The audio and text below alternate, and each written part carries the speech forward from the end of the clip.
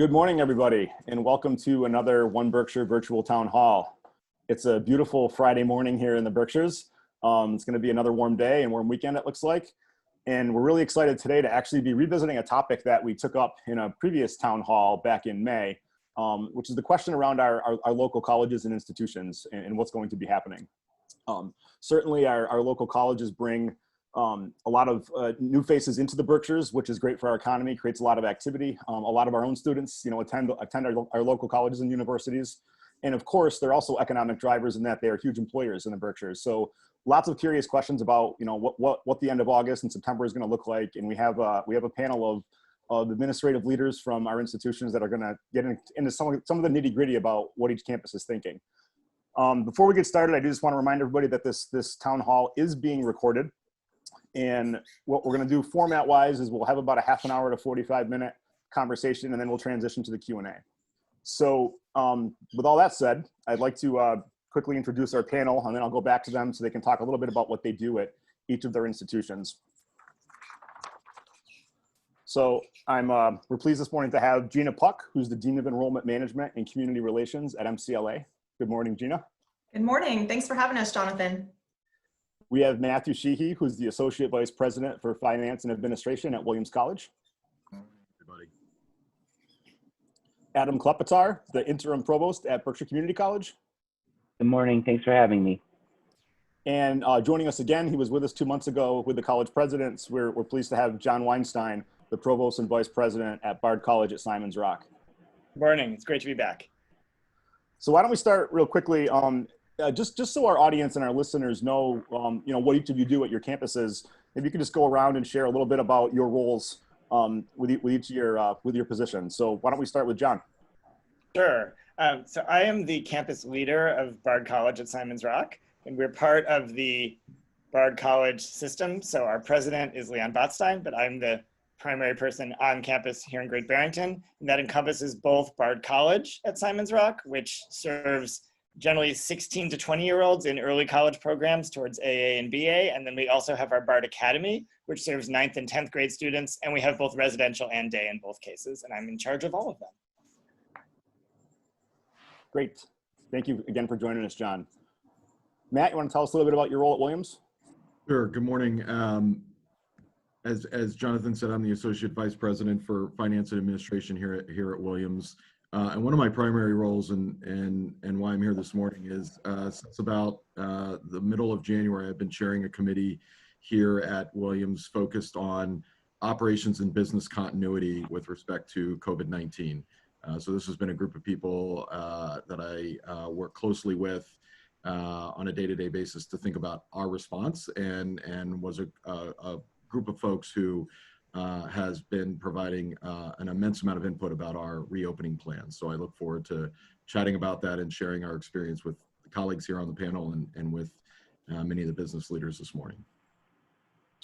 Great, thank you for that, Matt. Gina, would you like to say good morning? Sure. Good morning again, everyone. I work closely with our admissions, financial aid, student accounts, and marketing and communications offices at MCLA. That's what constitutes our enrollment management division. So I have the privilege of working with students on their way into the institution and getting to see their success over 4 years, which is exciting. Similar to Matt, in addition to that work, I've worked closely with our return to campus efforts, working with our task force and advisory committees and getting campus up and running to serve our students and the greater Berkshire community. So thanks for having us. Thank you, Gina. And Adam is a very familiar face to 1Berkshire and a lot of the work that we do, but you're in a brand new role at BCC. Yeah, since April, I've stepped into the role as Interim Provost and Vice President for Academic and Student Affairs. My day job is to just be the Vice President for Student Affairs and Enrollment Management. And like my colleagues, was involved in our group. We called it COOP, the continuing of operations, as we transitioned into spring. And then we split into two different groups, one that was administratively focused on bringing students back and reopening for the fall. And then I'm leading a group that is focusing on the academic and student affairs issues. So really pleased to be here with colleagues. So thank you all again for taking the time this morning. We're certainly excited to have this discussion.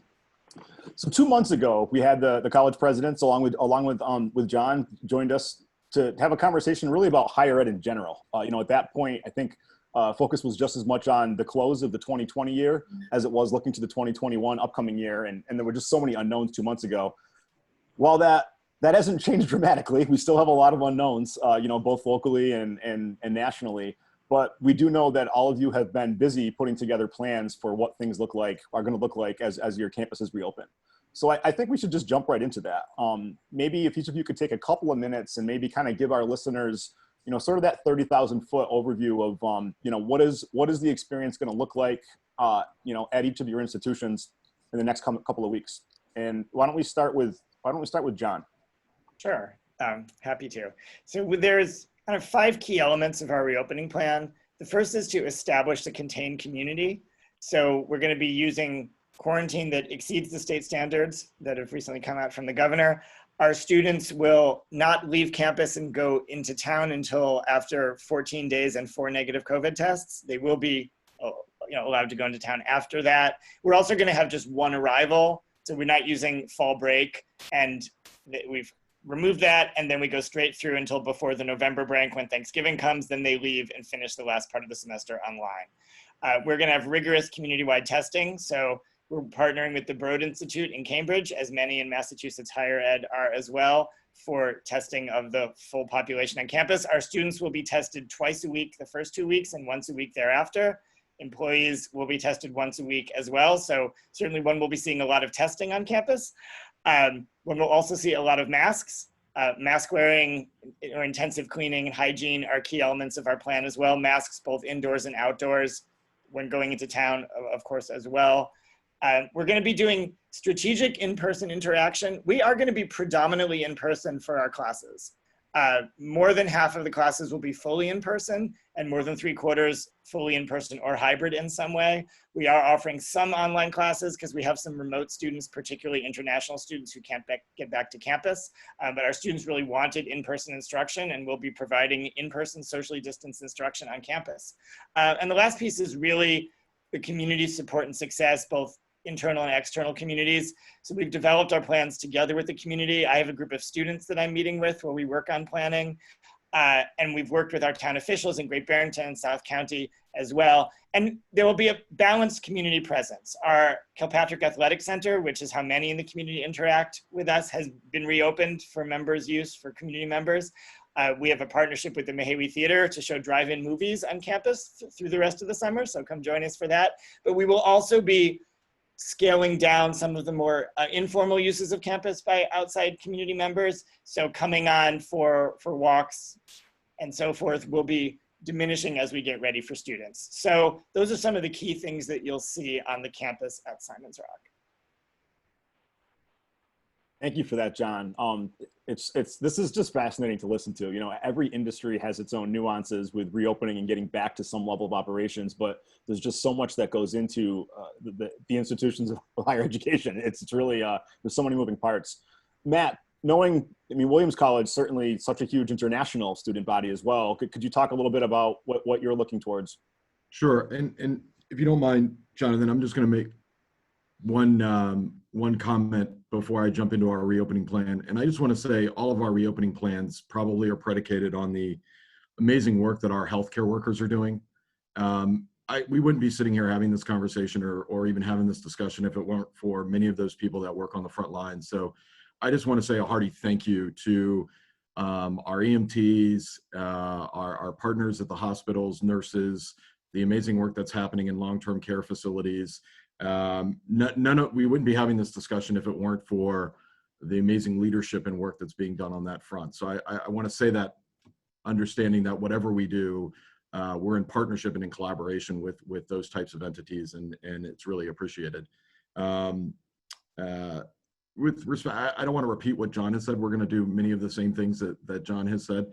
I think the overarching comment that I would make about reopening is for folks who had a vision of what Williams would look like, it's going to look dramatically different.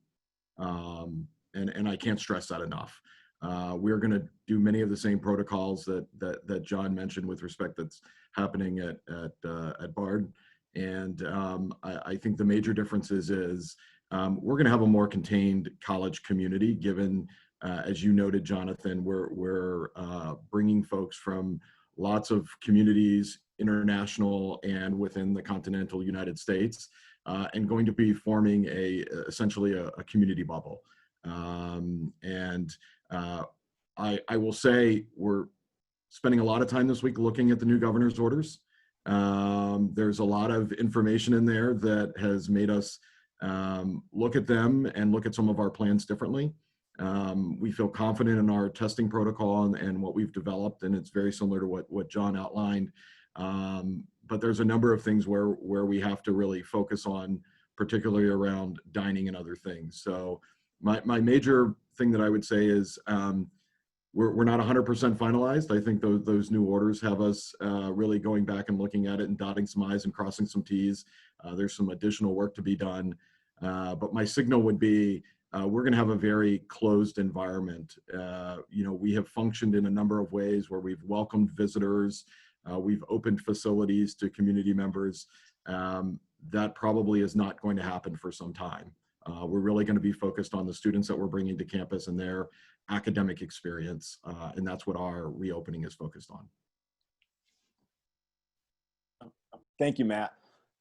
Before we shift to Gina and Adam, and again, we're curious to hear about MCLA and BCC. I just have a follow-up question for John and or Matt. But you both mentioned testing, and obviously that's a big part of maintaining a bubble and maintaining a safe campus environment. But obviously testing's been a hot button issue through this entire pandemic. It's still not widely available to anybody that feels they need to test. So how have you been able to work that out as you look towards students returning? I mean, the key piece for us, and this has been a great benefit for Massachusetts higher ed, is the program that Eric Lander at the Broad Institute developed to make the testing available, right? Because a lot of the challenge was you just couldn't get it if there weren't any symptoms. So to be able to do, it's what's called surveillance testing, which is a somewhat awkward term, but this is testing for people who have no symptoms.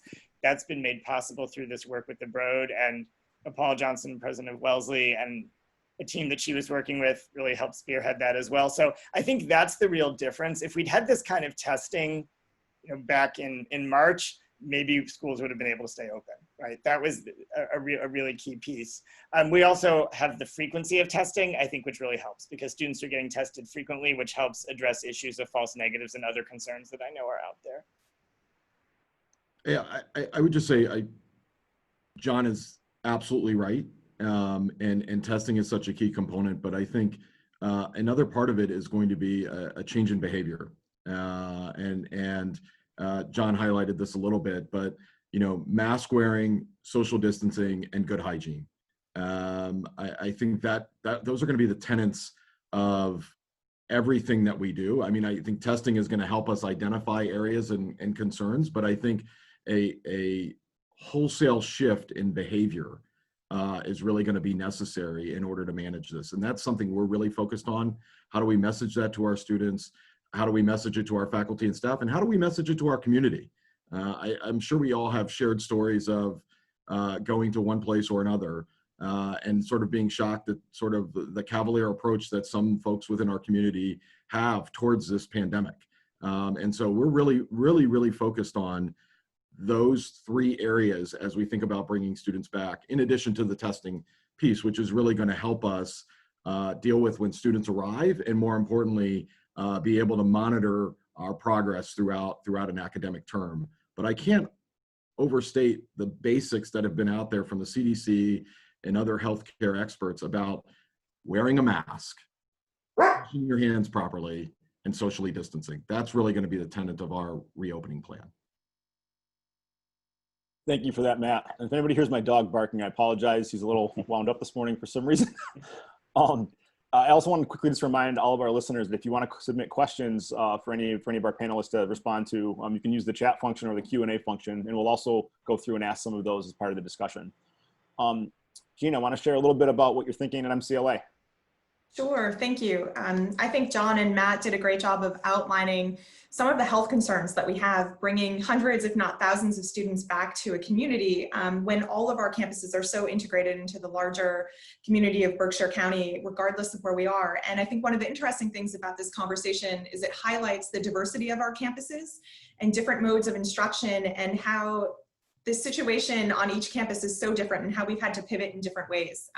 So I find that part of this conversation fascinating. I think when we looked at the prospect of returning to campus, we began that work early in May, and it was a comprehensive and inclusive process. So we had an advisory committee made up of folks from across constituencies of campus. Obviously, faculty played an integral role along with academic technology, as well as our student affairs folks, health services, of course, and tried to get all of those different perspectives at the table and get different pieces of campus leadership as we continue to work on that plan. Jonathan, you alluded to this. A college campus is a comprehensive and complicated organization, right? Particularly a residential campus like we are. We have a dining component, so we're following restaurant guidelines. We have a fitness center, so we're following those guidelines. Because we're a state university, we're watching closely all of the recommendations coming out of the Baker administration throughout the different phases. Phase 3 recommendations for higher ed and a control plan for higher ed were just released. Matt alluded to that, so we're sort of re-looking at our plan and making sure that aligns. Some of the main components of our plan are blended learning models. So we will be in person in the fall. Our residence halls will move to single occupancy in each unit, so all students will be in a single room. The blending learning format will feature a hybrid model in a sense with limited classroom density and staggered attendance in the classroom to really keep students and faculty safe. Obviously, mask wearing, face coverings is all part of that plan.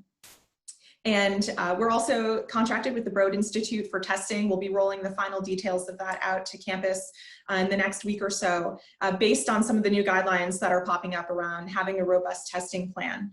So that's where we're at the moment. And this is one of those things, I think all of our days now have a little bit of improv, right? As guidelines change and we sort of rework these. I think one of the benefits of being in higher ed as an industry is we have a lot of different peer organizations to draw on, right? College health services organizations at the national level, student affairs, enrollment organizations. We've certainly been leaning on our state university peers and making sure that some of our planning is consistent, following the needs of our individual campuses.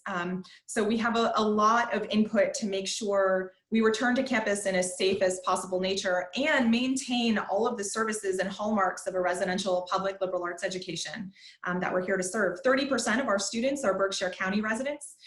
So keeping that mission and serving our community is really important to us in this planning process. Gina, thank you for that. And I think we'll probably revisit a couple of those points that you made, especially about some of the guidance that you've received from elsewhere that's kind of helped universities collaborate and share best practices.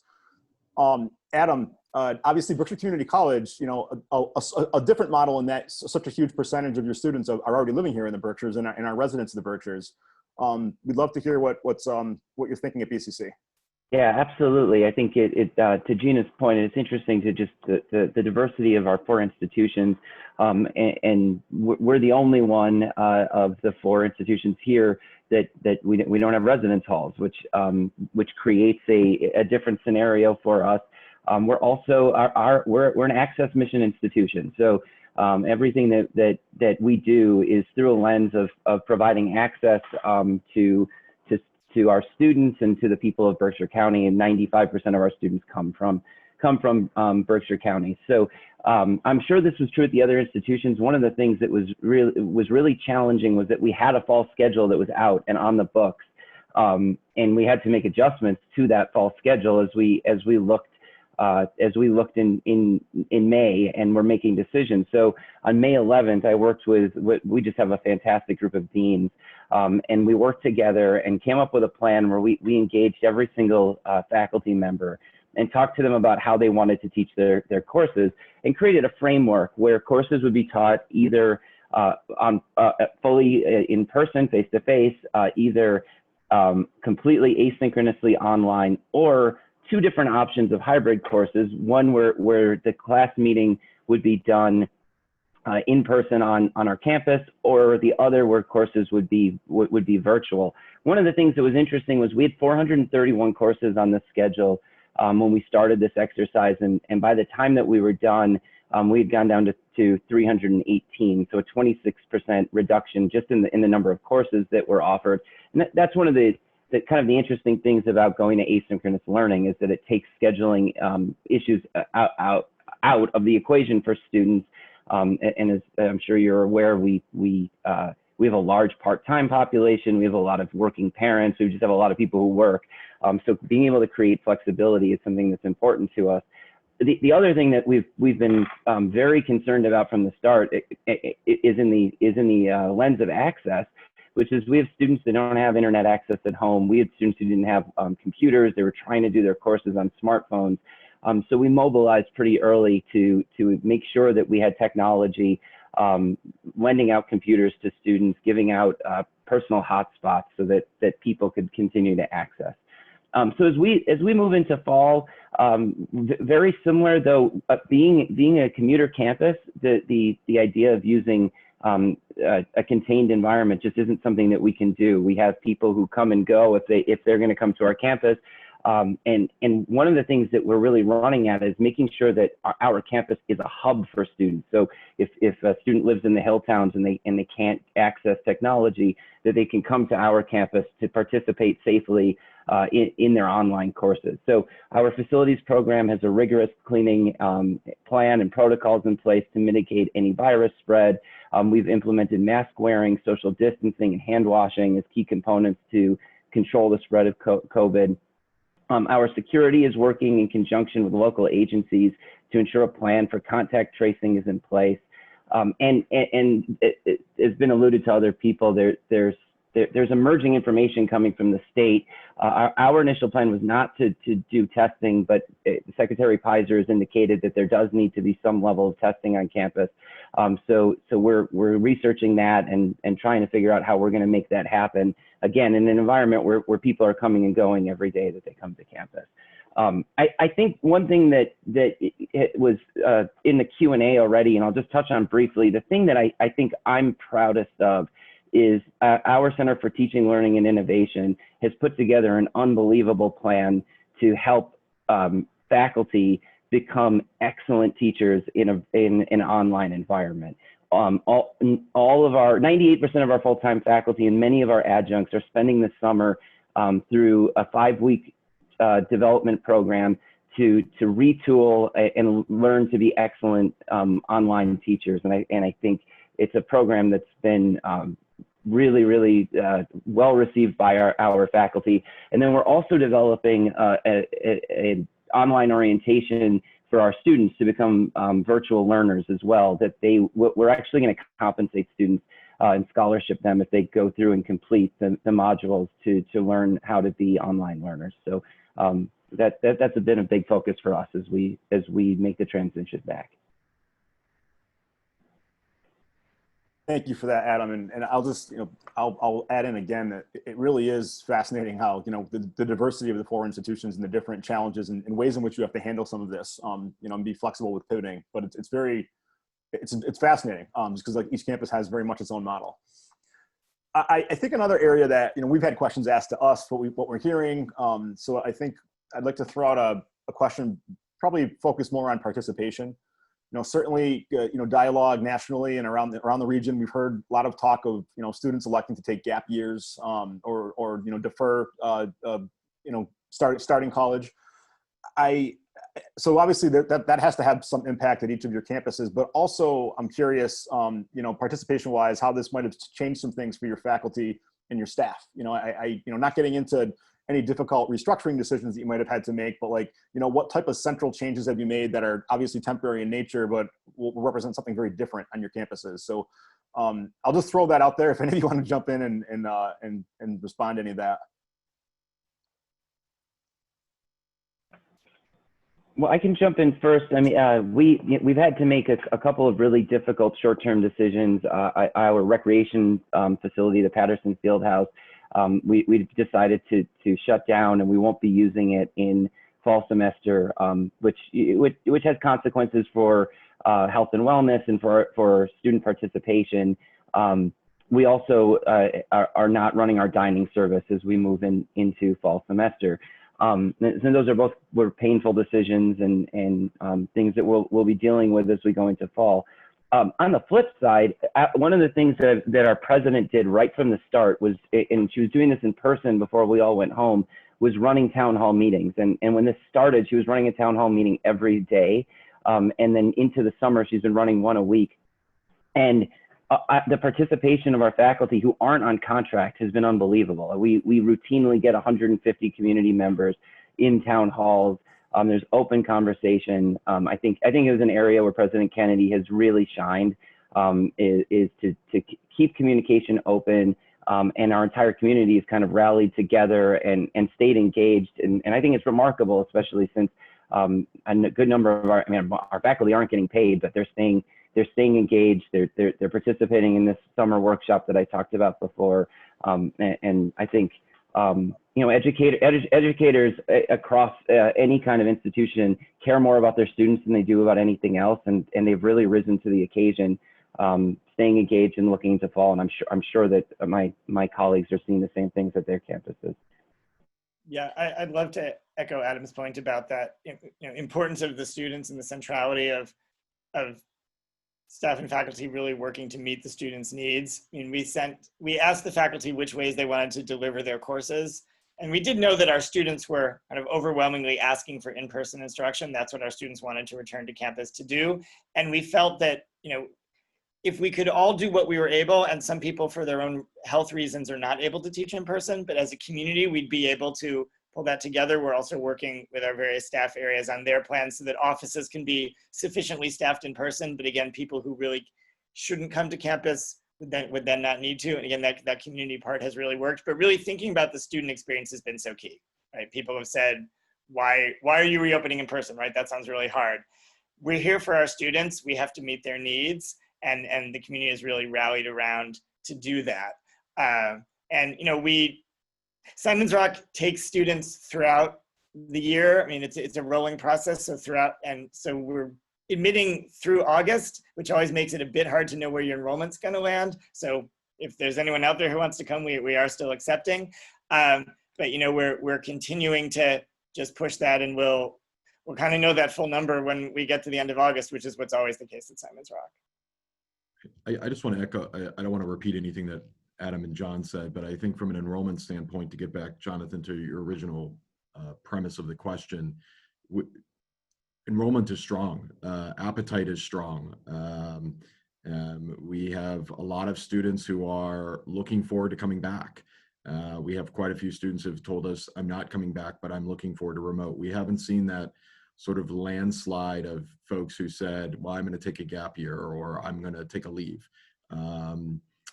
So just to give folks a sense of things, a typical incoming class is about 550 students at Williams, a first-year class. And I think the last time I saw numbers were in the high 400s for who are coming, just to give you a sense. So just to give a round sense of numbers, I think a lot of people are saying, oh, students aren't going to have an appetite for this.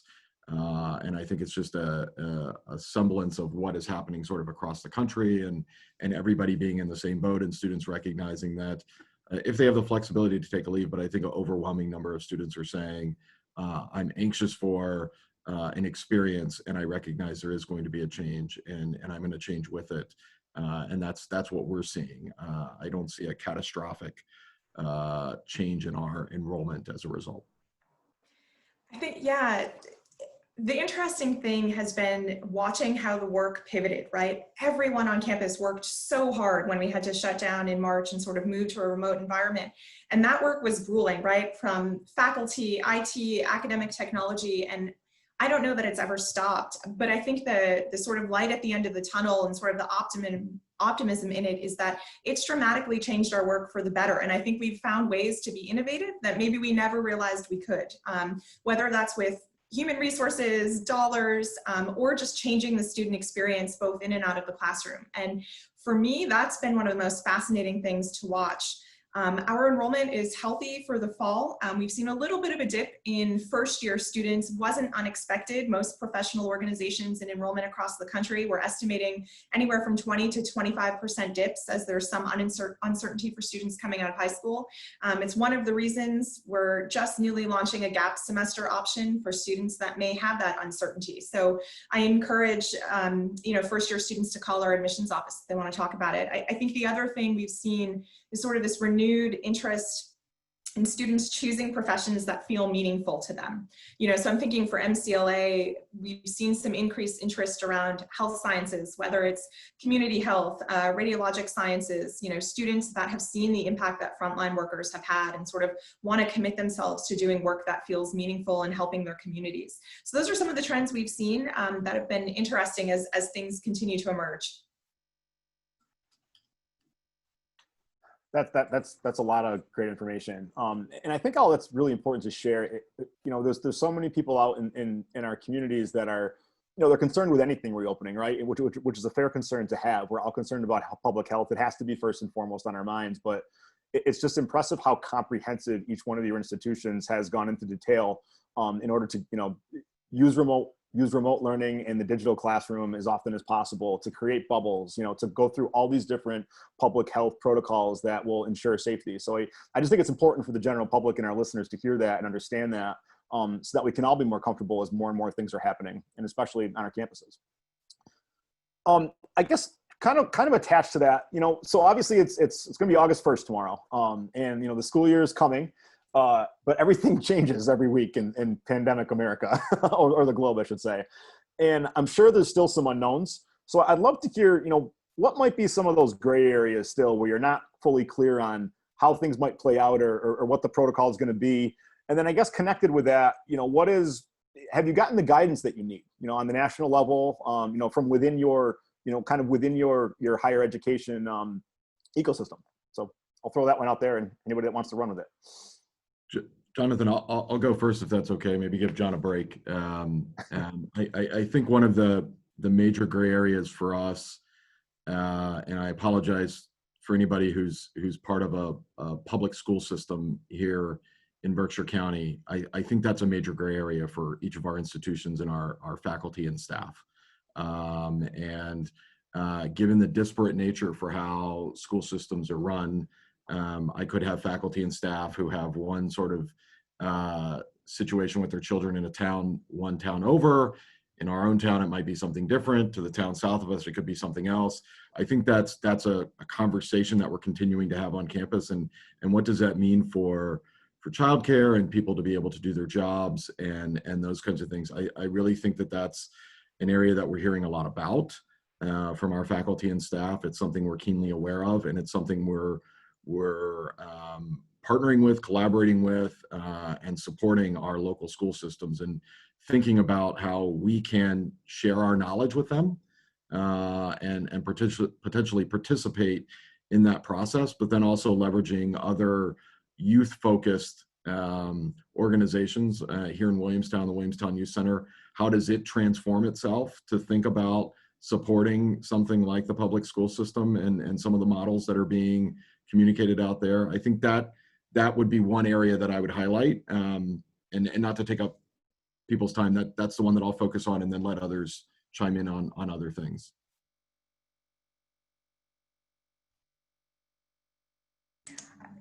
Matt, I think, hit it on the head, and that was going to be the sort of my initial takeaway on that is just sort of the changing nature of our workforce, right, and their needs. But in addition to that, I think we've all been watching pandemic numbers rise in other areas across the country, maybe even some blips here in the Northeast. And I think that remains a big unknown as we sort of inch closer to moving students onto campus mid or late April and August in most of our cases, and continuing to monitor that. There most likely will be changing guidance from the state, and just knowing that the uncertainty and anxiety that's causing for families as they're changing their college plans. And so that's something that we're watching closely, in addition to knowing when, what metrics do we need to be watching on our own campuses to make sure that we're as safe as possible and keeping the community as safe as possible. I think that I think for us the school the K through 12 system piece is so important because so many of our students are parents. So many of the people who work for us, I'm sure everywhere, are parents, and they're trying to juggle their childcare obligations with what's going on in their professional lives or as students. So I think that's something that's highly impactful. I also think that you know, 3/4 of our students are Pell eligible. About half of those students have a 0 expected family contribution, which means that they live at or below the poverty line. And as economic issues are realities for people, and they have to balance: can I afford to go to school, or do I have to work? I think that programs that will help, that would help come from the state or from the federal government, that would help students or unemployed people go to college to earn a certificate or do a non-credit workshop even. Jonathan, you know, we re-engineered our entire workforce development around the Berkshire Blueprint, and we align what we do with the workforce needs of the county. And the more that we can be in conversation with the business community so that we're offering programs that align with what employers want, the better. And we can be pretty nimble in that sense, where we can offer a program pretty quickly. So I think that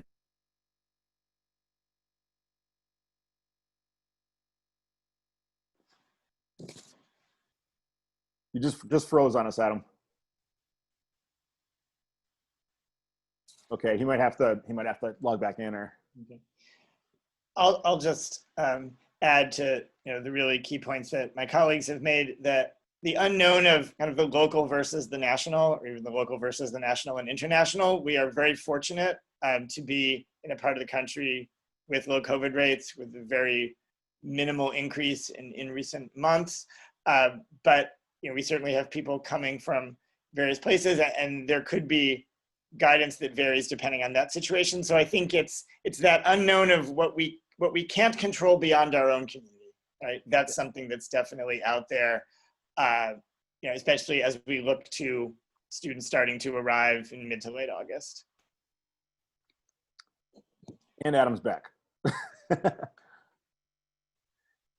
Adam, I think you're on mute, but did you have anything else you wanted to add? You did get cut off a little bit towards the end of your point. Yeah, no, I'm sorry. I have internet issues too. I was just saying that as things is COVID, we don't know where COVID's going to go, and if it goes the wrong way, we'll try to continue to have our doors open to help the community in any way that we can. Yeah, and Jonathan, I just finished up on this topic, that I think there's an amazing amount of collaboration that is happening amongst our institutions. The testing that is happening within the state of Massachusetts is because of an immense amount of collaboration. I know that our leadership team, whether it be our dining director, our housing director, or our human resources director, our facilities director, are constantly collaborating with their peers to figure out best practices. And I think that's one of the amazing things that have happened throughout this entire process, is really a knowledge sharing, a learning opportunity, a real team atmosphere around this, not only on campus, but amongst peers and with other organizations in Berkshire County.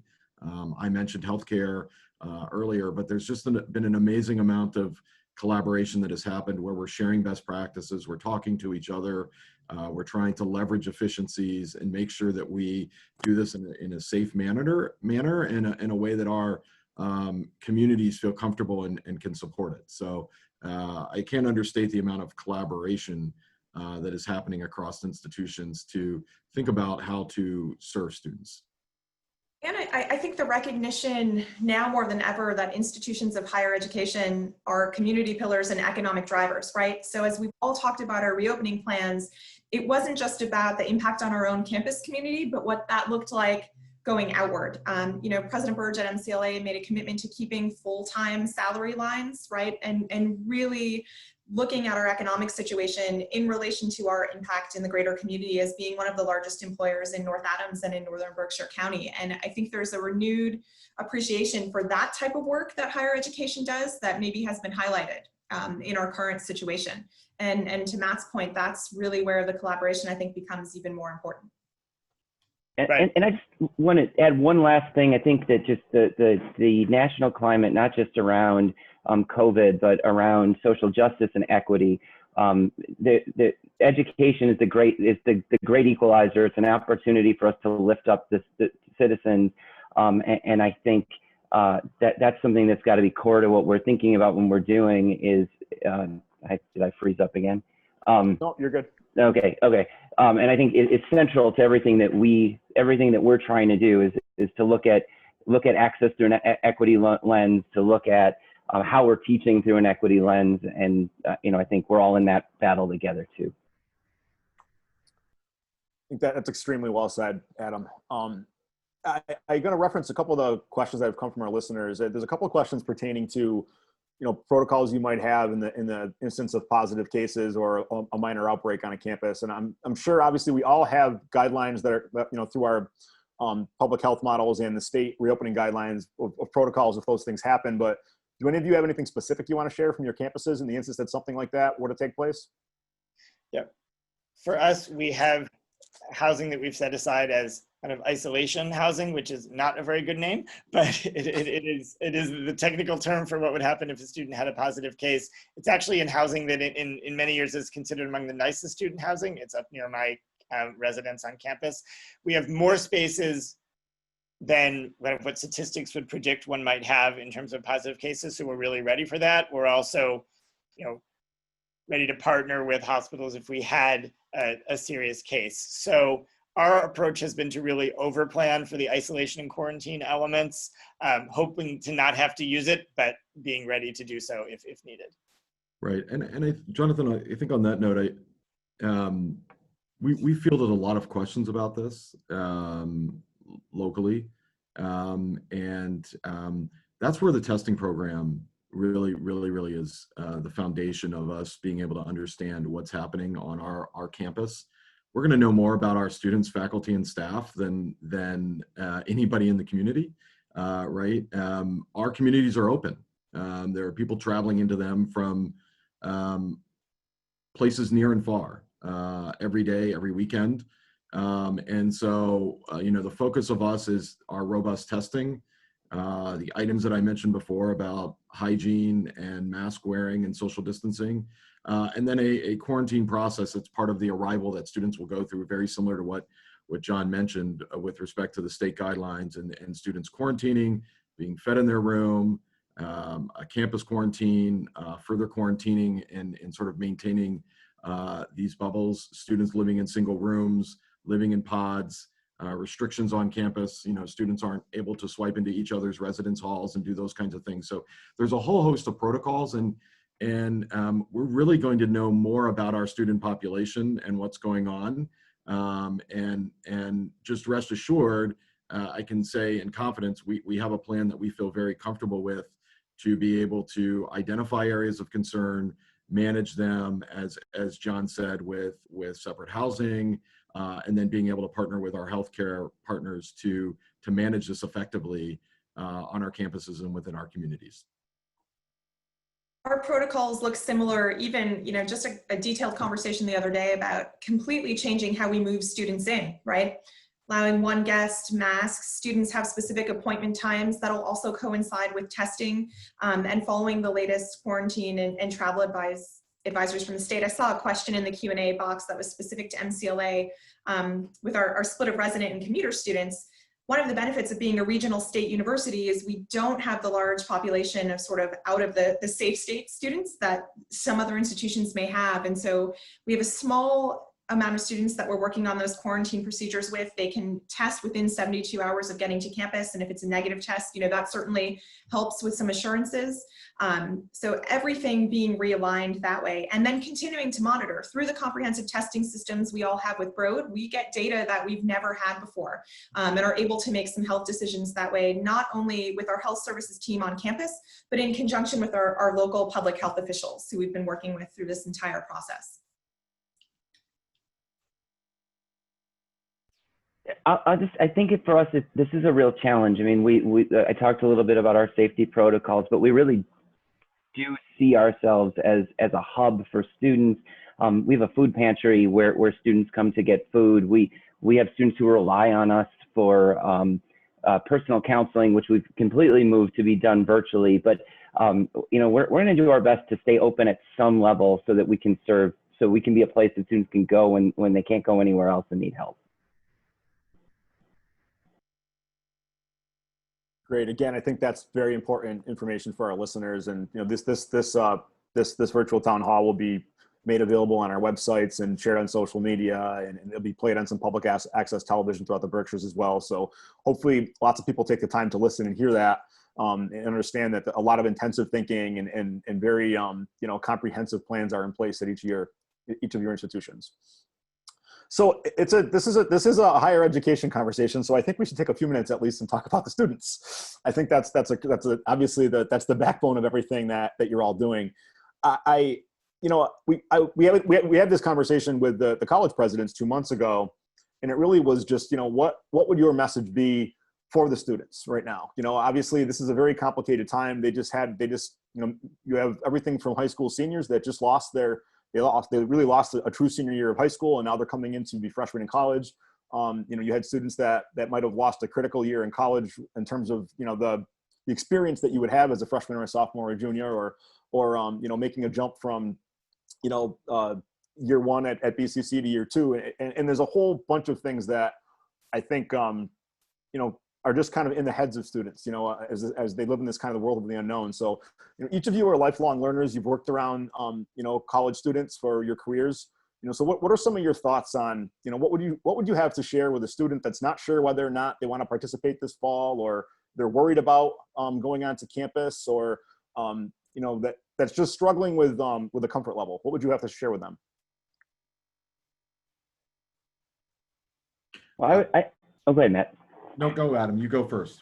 I was just going to say that I think that we're in the business of cultivating dreams, and helping people's dreams emerge, and we try really hard to individualize our program to every single student. So if a student were to be concerned about coming onto campus, they can easily do all of their programs online, asynchronously, outside of nursing. That's really true.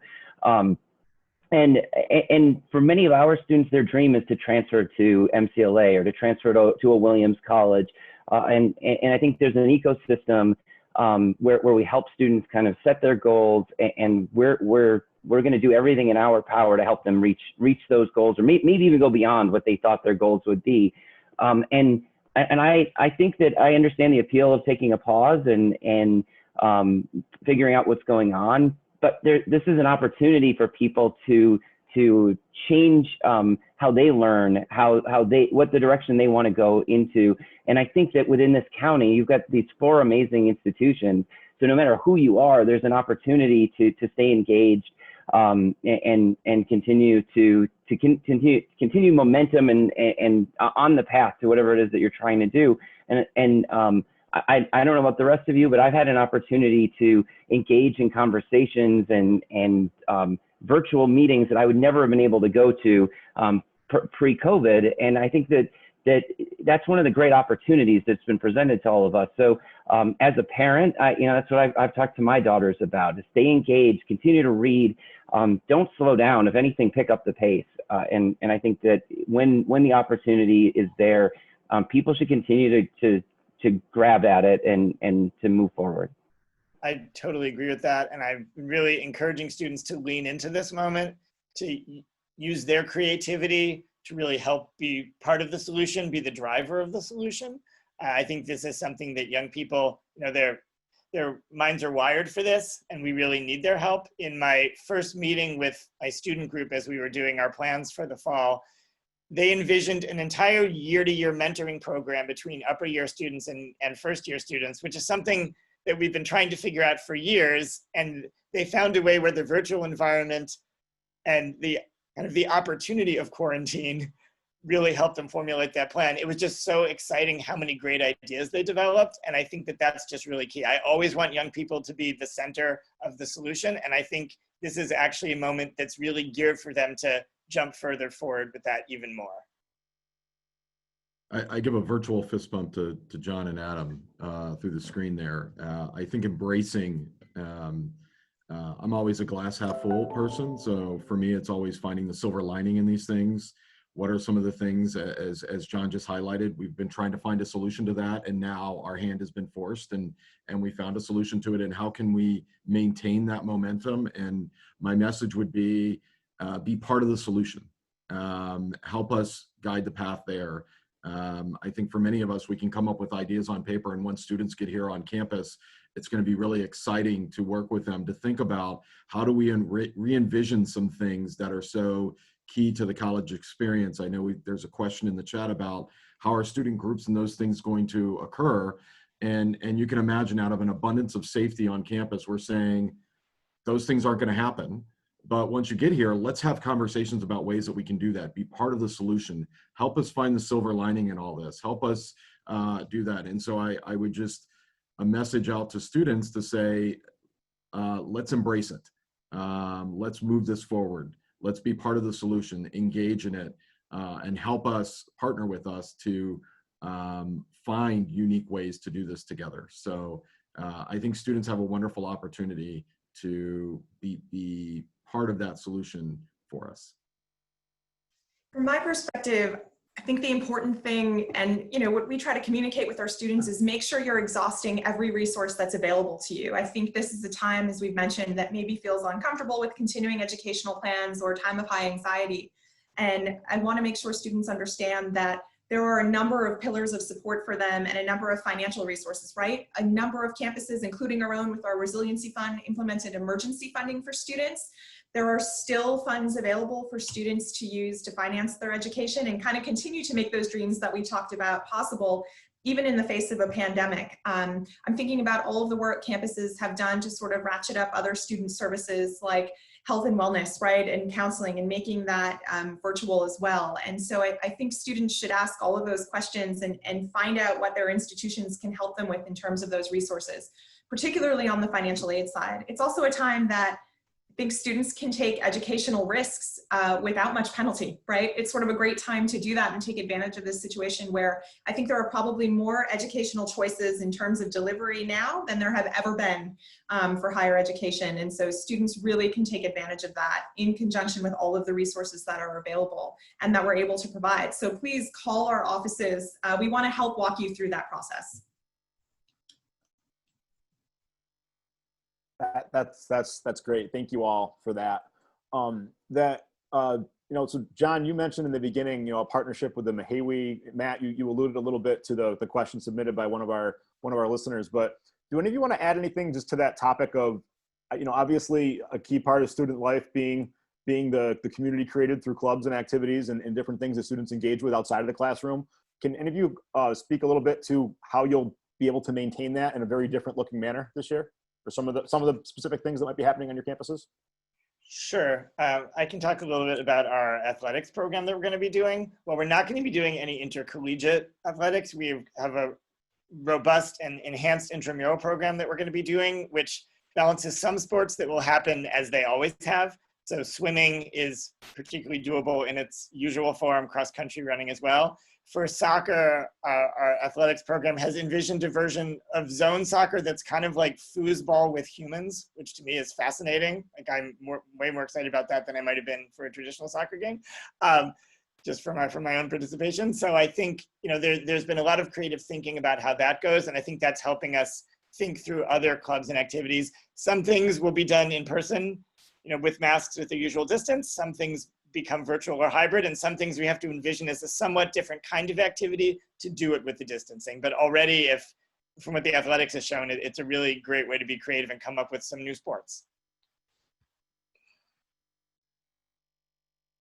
We've, you know, one of the things that we spent a lot of time doing in the spring and into early summer was making sure that we were recognizing people and celebrating accomplishments. So we moved our commencement to working with PCTV to do it online. We were able to do our nurses pinning. Our TRIO program has started something called, and TRIO is a program for low-income first generation students or students with disabilities. And they've done something called Trio Without Walls. And they group very much to the point that John made earlier, the students kind of rallied together and they've continued to meet every week during the semester and had a topic and brought in speakers. They did poetry readings and were playing music with one another. So I think empowering students to take on leadership and work together is always a great way to go. I think students are continuing to use the technology that they're comfortable with. Our Student Government Association has really taken the lead with, you know, sort of overseeing clubs and organizations on campus and doing a mix of virtual events that have gotten great attendance. They're working on a welcome back video so students feel comfortable sort of in this new environment and can get acquainted with everyone on campus and sort of know the resources that they have to offer. We're unveiling our new and improved fitness center in the midst of all of this. And so that team of athletics, intramurals have been working really hard on keeping those activities going. So while campus life will look significantly different, a lot of those ways to create community will still be there. And I think that's really what's going to make it for the student experience. Great. Well, we're at 10:56, and we said we would sunset this conversation around 11. You know, what we've done in most of these town halls is we like to just close with giving you all an opportunity to share a final thought or something on your mind before we kind of transition to our conclusion. We can go right around. We can go right around the group if you'd like. Gina. Sure. I think for us, I wanted to say thank you to every member of the MCLA community that's contributed to the reopening plans and the return to campus plan. It's felt like months-long work, and it'll continue as the system changes daily, but I think it's fortified for us that we're an institution that's been here for 125 years, and we found ways to be innovative and tackle the challenges that'll hit us in the next 125 and be able to serve the Berkshire County community. So thank you to our peers that we've leaned on in this through the planning process. And I encourage students that are still maybe unsure of their fall plans to reach out and contact us. And we're able to sort of counsel them through that process. And it's been fascinating to listen to all of our local peers today. And I feel like I've learned something about each institution that maybe I didn't know before. So thank you, Jonathan. Thank you, Gina. Matt? Yeah, I echo everything. I'm just one part of a larger cog of folks here on campus that have really been working hard since January in helping students get home, but also envisioning how to bring students back, and can't say thank you enough to that entire community. I don't want to repeat anything that Gina said, but I would just encourage to our community here, even though the numbers are low here, we have a wonderful opportunity as a community to model those behaviors that we want students to